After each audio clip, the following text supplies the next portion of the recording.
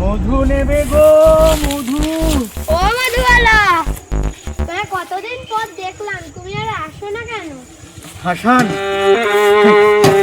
তোরে আর কি বলি রে হাসান, চোখে নজরটাও কম হয়েছে আর পায়ের হাঁটুর ব্যথাটাও বেড়েছে, তাই আমি আর আসতে পারি না।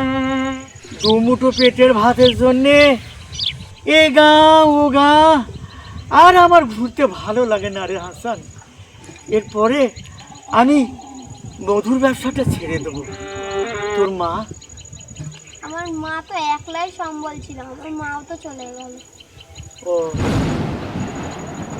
তাহলে না হাসান, আমার আর দুঃখের কথা কোস না হাসান, আমার ভালো লাগে না, আমি আসি না, হাসান। চোখের জলে আমি পথে চলেছি, হায় রে সুখের কলি আজও ফোটেনি। পথের দেখায় আমি পথে চলেছি, হায় রে সুখের কলি আজও ফোটেনি। হাসান, আমি তো চলে যাচ্ছিলাম বাবা, তোর গান শুনে আমি ফিরে এলাম। বল কি বলতে চাই? মধুবালা, আমি তোমার সাথে মধু বিক্রি করব। মধু বেচবি? না না না, আমার তো আর কেউ নেই। না রে হাসান, না।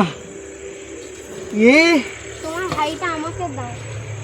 না না, তোকে মধু বেচতে হবে না রে, তুই একদিন অনেক বড় মানুষ হবি, অনেক বড় শিল্পী হবি তুই হাসান।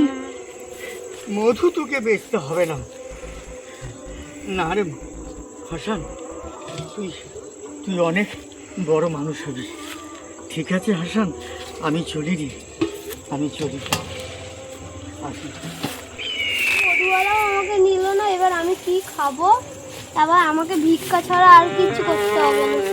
উফ, পেটের খিদের জ্বালা কিছু করতেও পারছি না। উফ, উফ।